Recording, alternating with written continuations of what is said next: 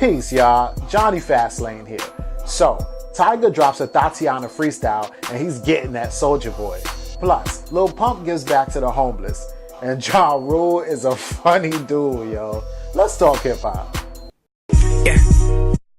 Call me a GOAT.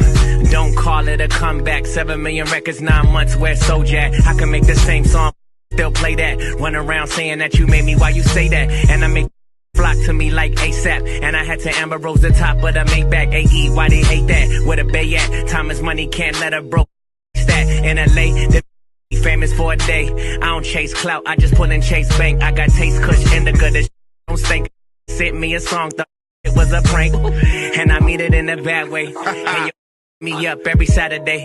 And I'm busy with your friend, try another day. I start my own wave, then I ride the wave. Baby, don't be sassy, nothing don't pass me. Diamond Cross Baptiste, pray to me, marry me or not. Superficial thing, can't wait till we meet. 100 large for the verse, I done did 3 this week. Yo, first off, I just gotta say, right? Tyga is nice, right? Like, nobody could lie, nobody could front and say that Tyga ain't got bars, man. Like, he was spitting. He said, I Amber Rose the top of the Maybach. Like, you cut the top off, you know what I'm saying? Like, made it a convertible. Like, Tyga's punchlines and everything are there, right? He's dissing Soulja Boy. He's saying, you said you made me. Why you say that? That's when he was like, had to Amber Rose the top of the Maybach.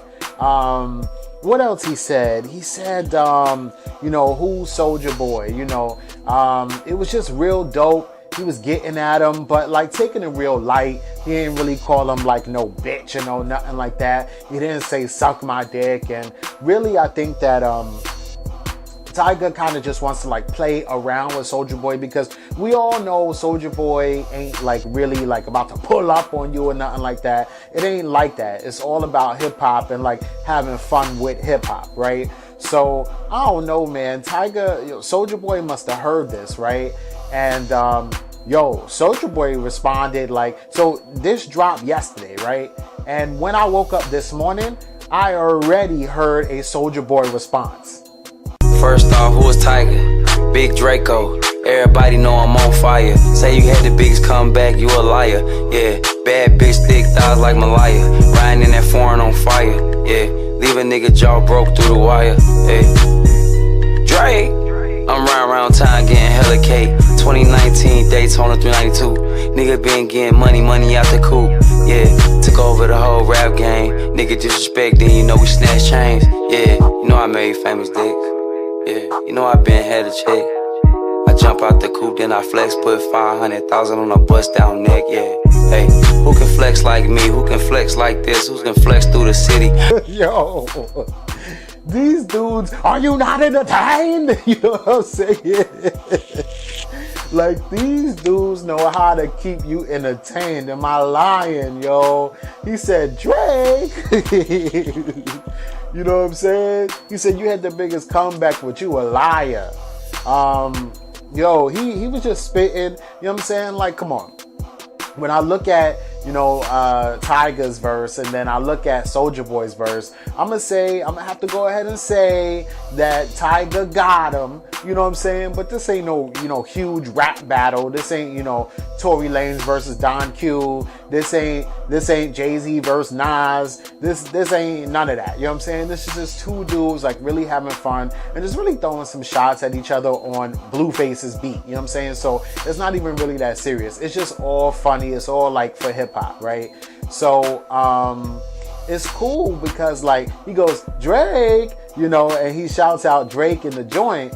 And recently, I seen a screenshot of Drake, just hitting up Soulja Boy and letting Soulja Boy know, like, yo, listen, I fucks with you, you dope, and everything's all good between us, which is, cool.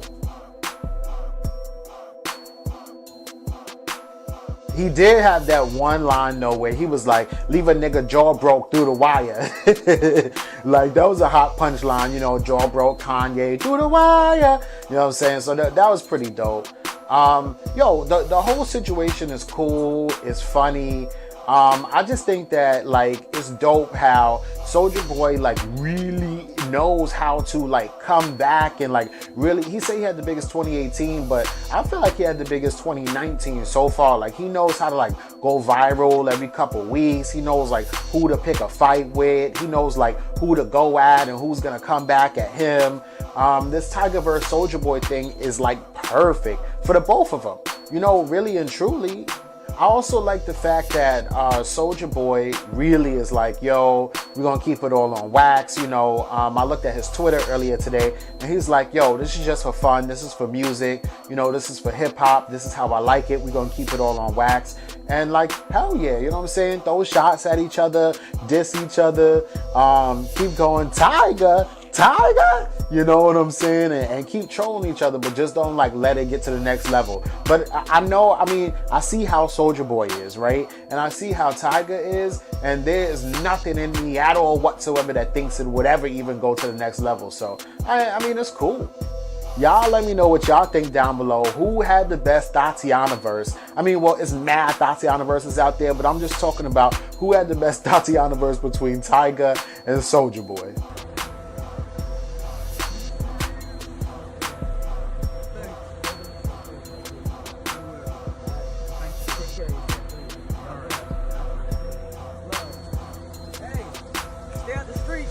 Yo, the last I heard of Lil Pump, I mean, well, we hear about Lil Pump all the time, but I'm saying the last I heard about Lil Pump's money, he had signed like a $6 million deal. He signed a $4 million deal, right? And then, on Atlantic, right? And then they dropped him, or like, I think that was like when he was underage. So he signed a $4 million deal when he was 17, right? And he was like under obligation for a certain amount of albums, videos, right? But it's crazy because then he turned 18 and his contract that he signed became null and void, right? And so Lil Pump owned all his masters, right? And all the rights to all his music and all his publishing, right? At 18 years old. And Atlantic, it was a bidding war, right? So Gucci Mane wanted to sign him actually to 1017, right? There was a lot of other people that wanted to sign Lil Pump too. I think maybe Rick Ross was looking at him too, trying to sign him to Maybach Music, right? But Atlantic, they was like, please, please, please take some money, take some money. So then I think that he re-signed with Atlantic for another $6 million. So that's like $10 million over the course of like 2 years or like a year and a half, only because he turned 18, right? So if he didn't turn 18, then he would have still been under contract that he signed when he was 17. But he turned 18 and then he got out the contract. So now Lil Pump is 19. Like, dude is mad young still, right? He's like a straight up kid, like for real, right? And it's dope because like he's out here in the streets giving back. Now, I don't know, and I don't really like to count niggas' pockets, but that looked like a nice little wad of money. Like, say he gave a homeless guy $10,000. I don't know how much it was, but it was like a nice little stack of money, right?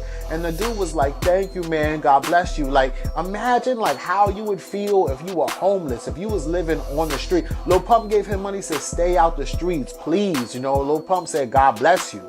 You know, and I think that's dope because Lil Pump, I mean, you could give somebody $500 and tell them stay out the streets, you know, and maybe they'll get a hotel for tonight and some drugs for tomorrow and then be back on the street in 3 or 4 days. But Lil Pump gave him way more than that, it looked like. Like, Pump gave him enough to change his life. Pump gave him enough for him to not be in the streets no more, you know, but I mean, a lot of people in the streets, you know, especially like here in Brooklyn, it's not about money. You know, you could give them $10,000. I mean, and this ain't on no Lil Pump. You know what I'm saying? Like, I only could do what I could do. If I see you in the street and I give you 10 grand and I tell you, please stay out the streets, I would hope that you do something good with it, right?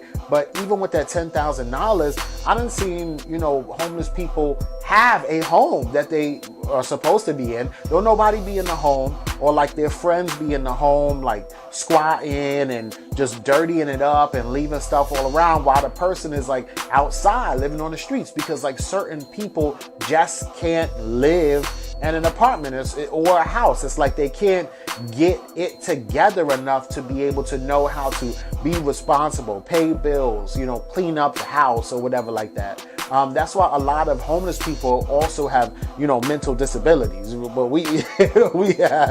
I'm going off on a tangent here, but my whole point is that it's dope that Lil Pump gave a homeless dude like a stack of money, and hopefully that really does change this guy's life. I mean, if anything, it was a real good gesture, and definitely something that, Pump put into the karma bank. So even if it doesn't change like this dude's life, at least, that's good karma that will definitely come back to Lil Pump, somehow, some way.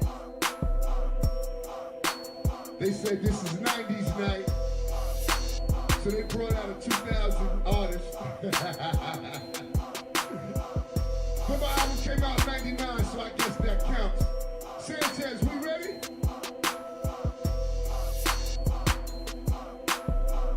Are we ready?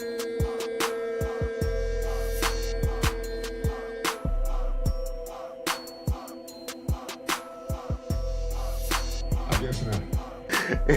Yo, let me tell you something right now, man. Ja Rule is so funny, right? Like, when you growing up, right?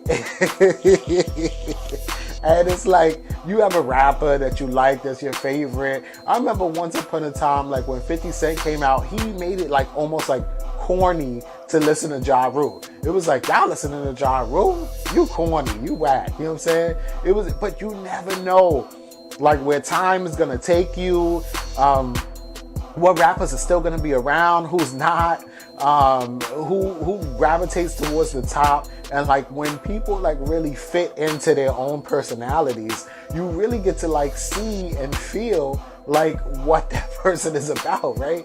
And I swear to you, man, Ja Rule has got to be like the funniest rappers, right? And I don't even think like he is funny on purpose, right? So it's not like, Ja Rule is just like telling comedy and like, like Childish Gambino he writes comedy, you know what I'm saying? He was writing for Saturday Night Live. He does stand-up comedy, right? There's other rappers that know that they're funny, like Earl Sweatshirt, like is a funny dude. All those dudes from Lord of Squad are funny as hell, right? But Ja Rule ain't trying to be funny, yo. But he is though, man. From the whole Fire Festival situation is a funny situation, right? Him and his tweets after both of the documentaries came out on Netflix and Hulu, funny as hell, right? And then, this whole situation here is funny, right?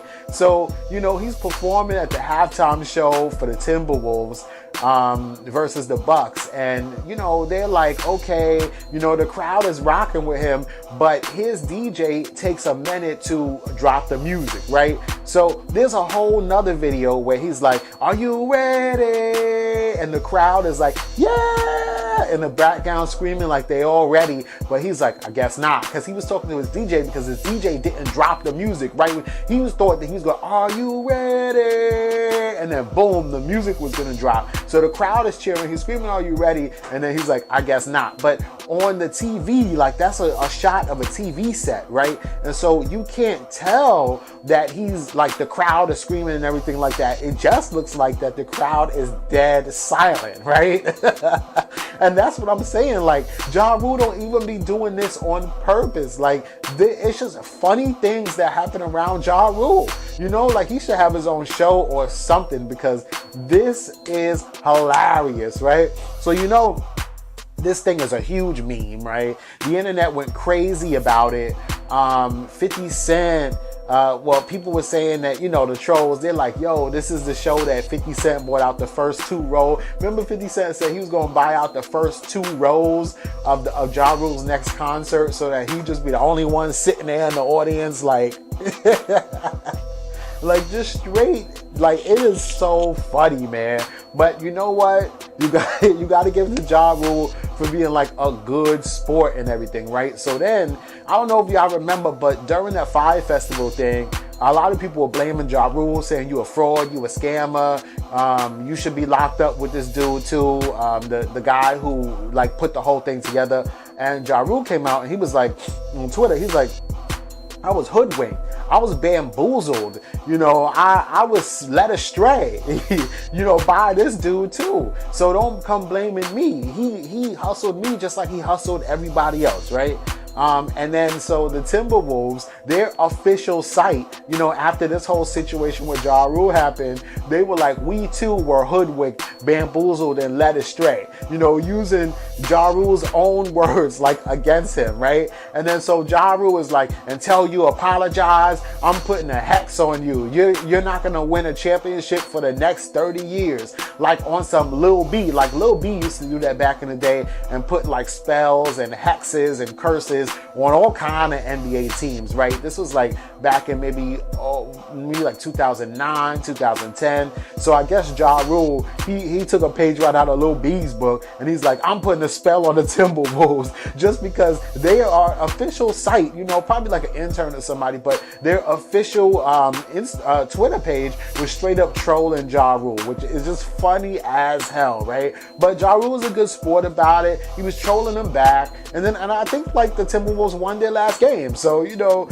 some sort of a hex, right, that he put on them. You need to put a hex on the Knicks that if you put a hex on people when they winning games, please put a hex on the Knicks, because the Knicks are garbage, yo. The whole situation is funny though.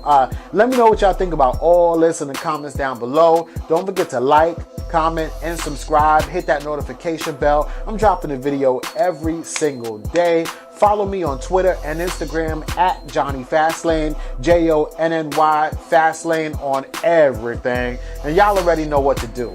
Peace.